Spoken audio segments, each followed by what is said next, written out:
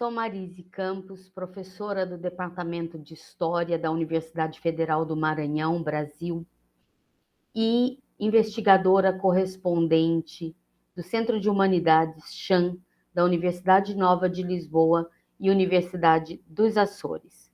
Gostaria, antes de tudo, de saudar a Universidade de Valência e parabenizar os comitês responsáveis por este segundo Congresso Virtual Internacional Discursos Cautivos, Mulher, Escritura e Cuerpo, nomeadamente as diretoras Purificación Mascarell e Verônica Zaragoza. A comunicação que apresentarei a seguir é intitulada Corpo Torturado, Violência e Opressão Inquisitorial contra Filipa Nunes, 1597. Filipa tinha 23 anos quando, no dia 16 de janeiro de 1597, foi levada presa ao Palácio dos Estaus, em Lisboa, entregue ao alcaide dos cárceres e recolhida no corredor de cima.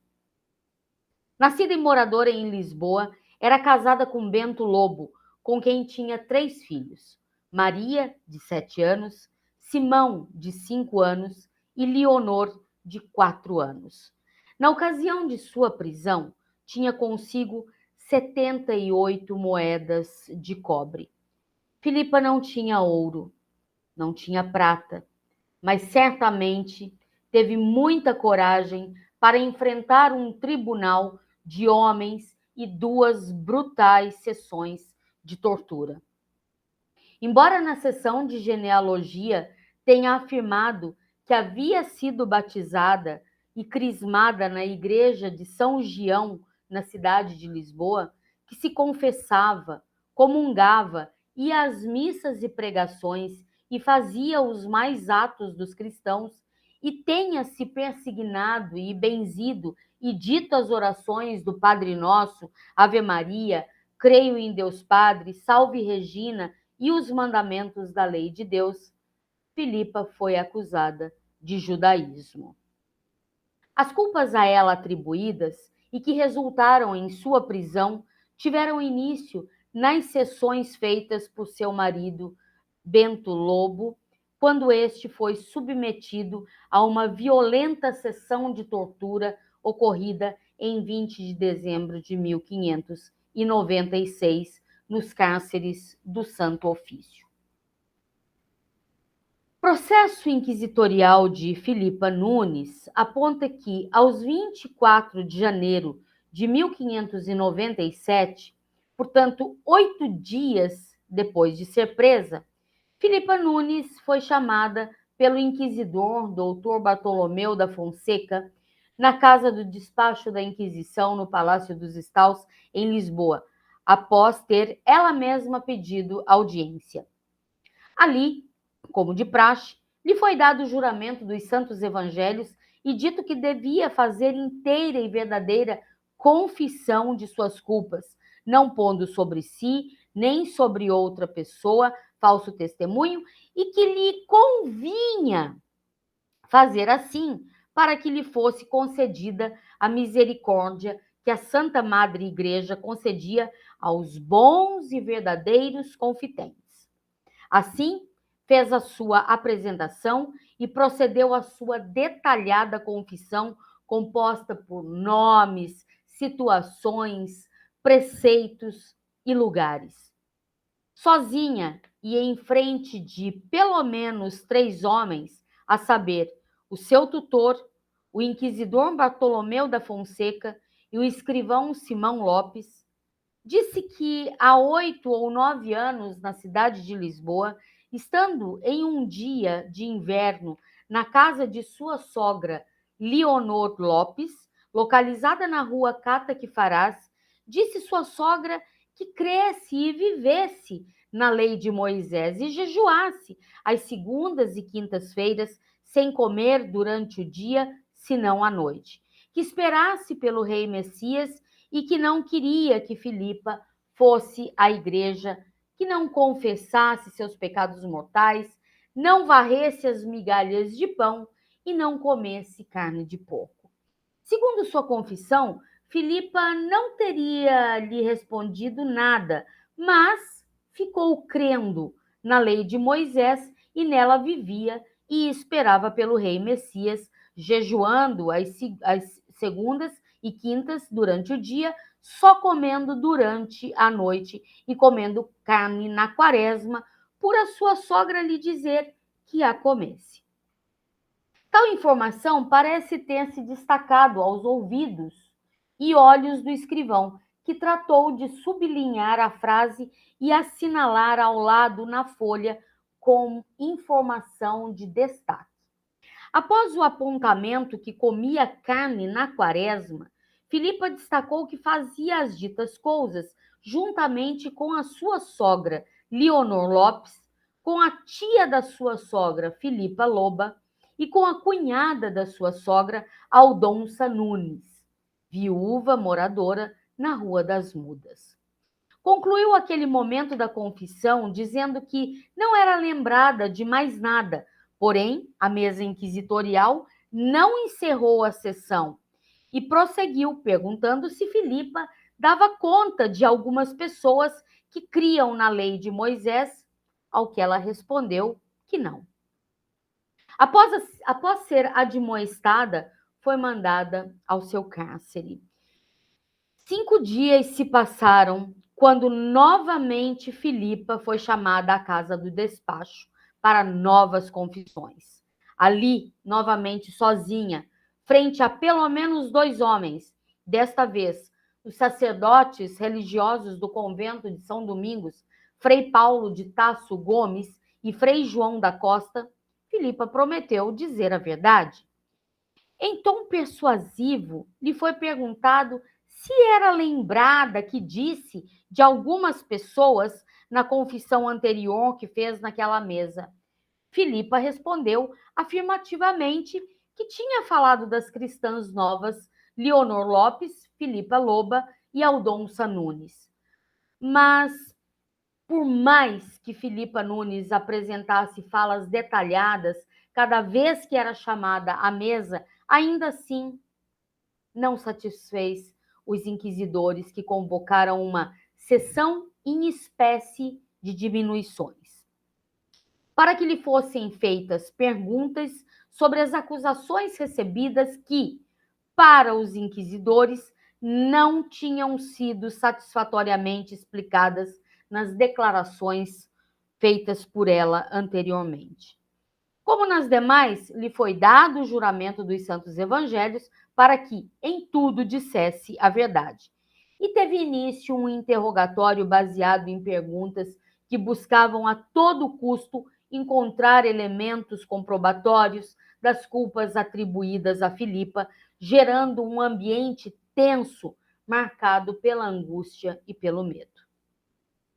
Ao ser perguntada se havia cuidado em suas culpas, como a mesa havia mandado, e se queria acabar de confessar para então ser tratada com misericórdia, respondeu que sim, havia cuidado, confessado a verdade e que não tinha mais o que dizer. De forma lacunar, foi-lhe dito que naquela mesa havia a informação que ela havia comunicado a crença da lei de Moisés com mais pessoas e feito mais cerimônias da dita lei do que declarado em suas confissões. O tom ameaçador sobre Filipa continuou com a indicação que era muito importante que confessasse tudo, pois enquanto não o fizesse, não estaria verdadeiramente arrependida de suas culpas, nem as suas confissões seriam satisfatórias de serem recebidas e nem mereceria ser tratada com a misericórdia que a Santa Madre Igreja costumava tratar os bons e verdadeiros e inteiros confidentes. E por isso a admoestavam com muita caridade, para que declarasse inteiramente todas as suas culpas e cerimônias que fez da lei de Moisés e as pessoas com quem havia se comunicado da dita lei, e que a mesa tinha informação que ela disso tudo sabia. Filipa respondeu que não tinha mais nada que declarar ou confessar e novas perguntas foram feitas. Marcadas por um caráter vago, predispunham facilmente a confusão em alguém que já poderia manifestar cansaço mental e emocional. E assim foi perguntada: em que companhia de sua nação disseram a ela que quisesse ter crença, jejuar e guardar os sábados? Filipa respondeu que em nenhuma companhia, mais do que já havia dito. Perguntada se na dita companhia jejuou e guardou os sábados, declarando-se que o faziam por guarda da lei de Moisés, e que companhia era essa? Disse novamente que nenhuma outra a mais do que já havia dito. E por mais 2 vezes foi perguntada sobre as companhias com quem se comunicava, sobre as coisas da lei de Moisés, se jejuava e guardava os sábados, com a observação de que a mesa tinha informação do que ela havia feito e dito. Por fim, a ameaça tornou-se mais incisiva quando lhe foi dito que declarasse o que havia feito e com quem, porque não o fazendo, seria requisitado o promotor da justiça, que seria ouvido contra ela e a acusaria pelas ditas diminuições. Após a sessão de crença e de outras tantas mais perguntas, foi apresentado o libelo do promotor contra Filipa Nunes, no qual, em 3 longos parágrafos acusatórios, era considerada herege e apóstata. E, por tal motivo, deveria ser entregue à justiça secular, com excomunhão maior, confisco de bens, para o fisco da Câmara Real e custas. Procedeu-se então à leitura do libelo, que foi ouvido por Filipa Nunes e os inquisidores, com a observação que o documento seria encerrado, caso confessasse e se arrependesse dos artigos ali contidos. Esperando que Filipa assim o fizesse e obedecesse, a mesa inquisitorial procedeu o juramento dos santos evangelhos, em que ela pôs a sua mão e prometeu dizer a verdade. Coerente com a sua verdade, a cada pergunta feita pelos inquisidores, Filipa respondeu que não tinha mais o que confessar, que dizia a verdade à mesa e que não tinha mais o que dizer. Por fim, foi-lhe perguntado sobre o pedido da justiça e, em sua resposta, cheia de coragem e significados, disse que queria se defender. Para Filipa, não havia mais o que se confessar. Havia que se defender. Em tal contexto, deveria ter um procurador, sendo-lhe atribuídos os advogados Miguel Cabral e Miguel Nuno. Abre aspas, e os senhores inquisidores mandaram se desse recado a qualquer dos ditos procuradores que estivesse desocupado, para que viesse estar com a ré a lhe formar quais artigos de defesa que tivesse e lhe desse pera o treslado do libelo. E assim foi feito. Filipa contestou o libelo da justiça, reafirmando que não se lembrava de mais pessoas, além das que já tinha dito e que, se lembrando, iria dizer à mesa. Também fez questão de pedir os ditos das testemunhas para as contraditas. Este ato de Filipa revela-se significativo, à medida que um dos poucos instrumentos de defesa de que os réus dispunham eram as contraditas, através das quais podiam impugnar o depoimento de uma testemunha, taxando-a de inimiga. A represália não tardaria, e novamente Filipa foi chamada pelo inquisidor Manuel Álvares Tavares. Estando presente à mesa, lhe foi dito que ela havia sido ali chamada por muitas vezes e, mesmo sendo admoestada para que acabasse de confessar suas culpas, ela, usando de mau conselho, não havia feito, e que agora se lhe fazia saber que este seu processo estava em termos de se lhe fazer publicação da prova da justiça, calados os nomes das testemunhas, por assim o requerer o promotor de justiça, e que, pela salvação de sua alma e seu despacho, lhe seria melhor acabar de fazer a sua confissão.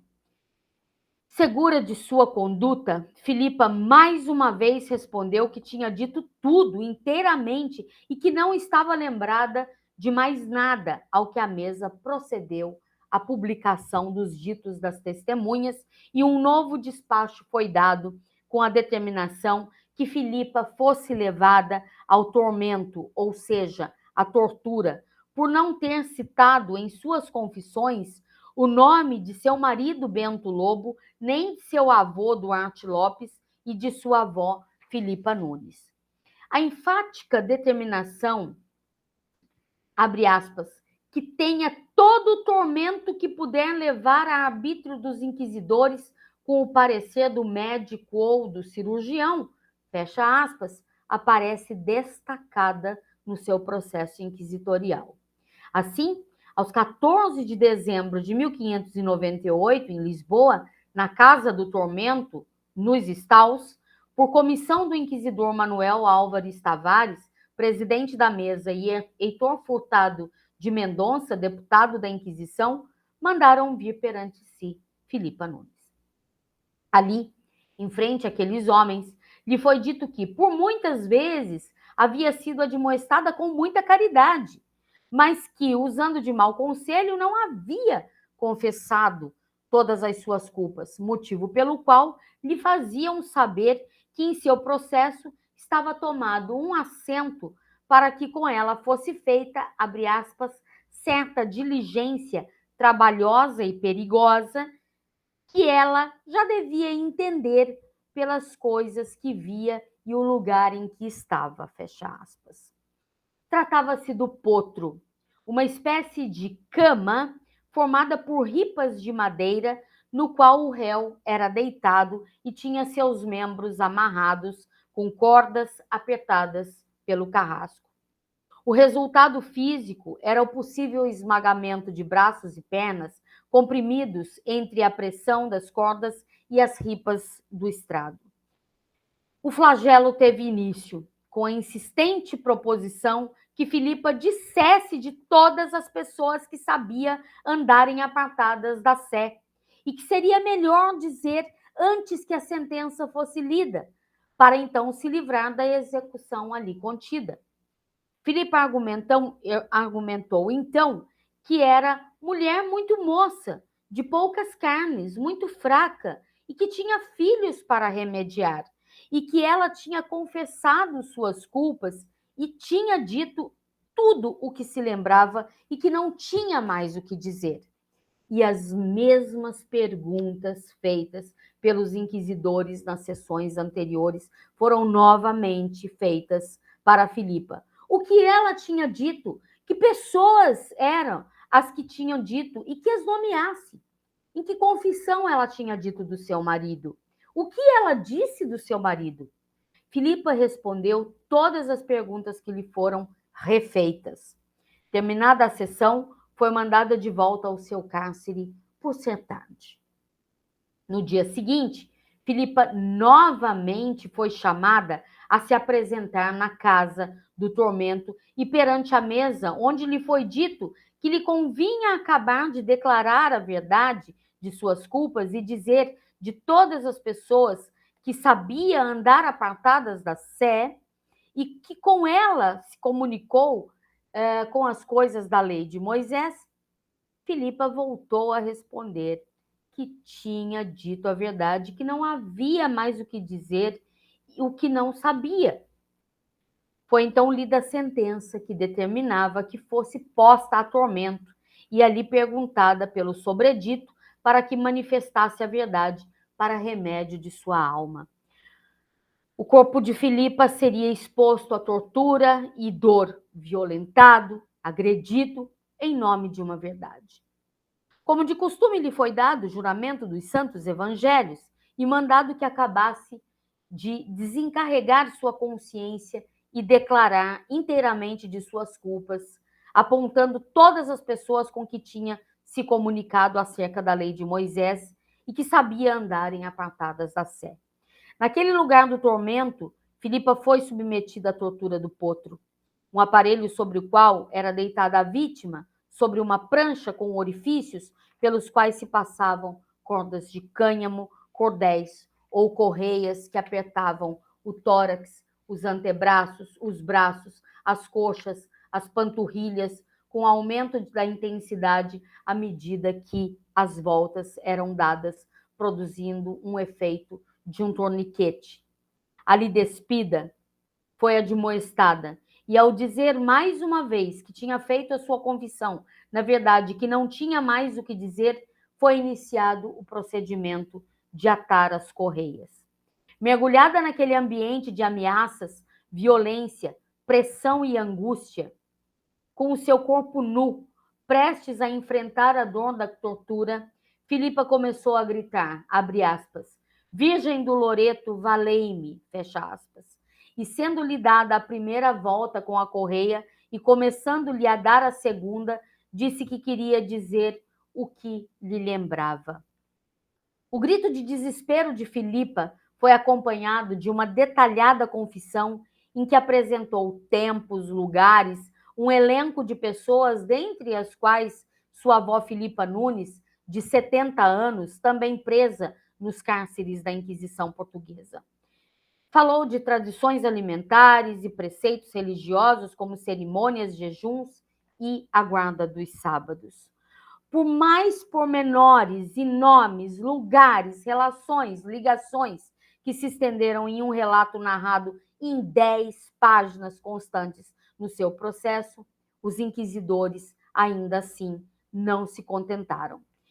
E por não dizer mais, a mesa determinou que o tormento seguisse por diante e foi dada a segunda volta com a correia, apertando o corpo de Filipa e ferindo-o ainda mais. E outros nomes, lugares, relações, ligações foram apresentados por aquela mulher em um detalhado relato que se estendeu por mais 3 páginas em seu processo. Mas por entenderem que ainda tinha o que dizer, foi ordenado que apertassem com mais intensidade as correias do potro em seu corpo. Filipa disse, gritando, abre aspas, alarguem-me, que me matam, que tenho os braços quebrados, fecha aspas. Machucada, prosseguiu em mais uma longa e detalhada declaração. Por ser tarde, e Filipa dizer que não tinha mais nada a dizer do que já tinha dito até ali, foi mandado que fosse desatada do potro e levada ao seu cárcere. Em que condições? Passados 2 dias, Filipa foi novamente chamada pelo inquisidor Manuel Álvares Tavares para se apresentar perante a mesa inquisitorial. Era a manhã de 17 de dezembro de 1598, quando, após ter feito o juramento com as mãos sobre o Evangelho, de falar a verdade, lhe foram feitas perguntas confirmatórias. Se era lembrada de ter dito e denunciado no lugar e casa do tormento algumas coisas contra algumas pessoas. Filipa respondeu que sim. Era lembrada de ter denunciado de pessoas que nomeou que contra elas tinha dito. O tom vago e sombrio das perguntas certamente intensificava os sentimentos de angústia, inclusive por ter apresentado nomes, quando a tortura violentava o seu corpo. O processo de Filipa encerrou com a sua sentença dada no Auto da Fé de 31 de janeiro de 1599, ocorrido a portas fechadas na Sala dos Estaus em Lisboa, devido à peste que assolava a cidade. Foi sentenciada com excomunhão maior, confisco de bens e penitências espirituais. Ao ler e analisar esse processo, um misto de sentimentos aflora.